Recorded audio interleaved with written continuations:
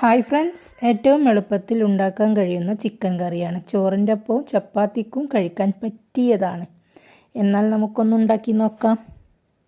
വെളിച്ചെണ്ണ ഒഴിച്ചിട്ട് കുറച്ച് ചെറിയ ഉള്ളി ഇട്ട് കൊടുത്ത് അതിൻ്റെ കൂടെ ഇഞ്ചി, വെളുത്തുള്ളി, സവാള, പച്ചമുളക് ഇട്ട് നന്നായി വഴറ്റിയതിന് ശേഷം മഞ്ഞൾപ്പൊടി, മുളക് പൊടി, മല്ലിപ്പൊടി, ഉപ്പ് ഇതെല്ലാം ഇട്ട് റോസ്റ്റ് ചെയ്ത് ഇതിലേക്ക് ചെറിയ പീസുകളാക്കിയ ചിക്കൻ ഇട്ട് കൊടുക്കാം. ചിക്കൻ ഇട്ട് വഴറ്റി വരുമ്പോൾ ഉരുളൻകിഴങ്ങ് ഇട്ട് ഇതിലേക്ക് ഇപ്പോൾ ഒന്നും വെള്ളം ഒഴിക്കേണ്ട, ഇതിൽ നിന്ന് വെള്ളം ഇറങ്ങുന്നത് വരെ വഴറ്റിക്കൊണ്ടിരിക്കുക.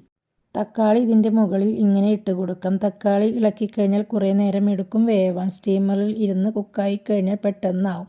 തക്കാളി സ്റ്റീമറിൽ ഇരുന്ന് വെള്ളം ഇറങ്ങി ഒരു തുള്ളി വെള്ളം പോലും നമ്മൾ ഒഴിക്കേണ്ടതില്ല.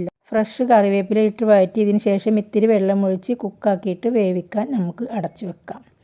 വെന്ത് വന്നാൽ ഒന്നാം പാൽ ഒഴിച്ച് ഇതിലേക്ക് കുറച്ച് കുരുമുളക് പൊടിയും കുറച്ച് ഗരം മസാലപ്പൊടിയും ചേർത്ത് വെളിച്ചെണ്ണ ഒഴിച്ച് കടുക് പൊട്ടിച്ച് കറിവേപ്പിലയും വറ്റൽമുളകും ചേർത്ത് താളിക്കാം. കറി വേണമെങ്കിൽ നിങ്ങൾക്ക് കൂടുതൽ ഉണ്ടാക്കാം. ഞാനിവിടെ വളരെ കട്ടിയിൽ ഉണ്ടാക്കിയതാണ്.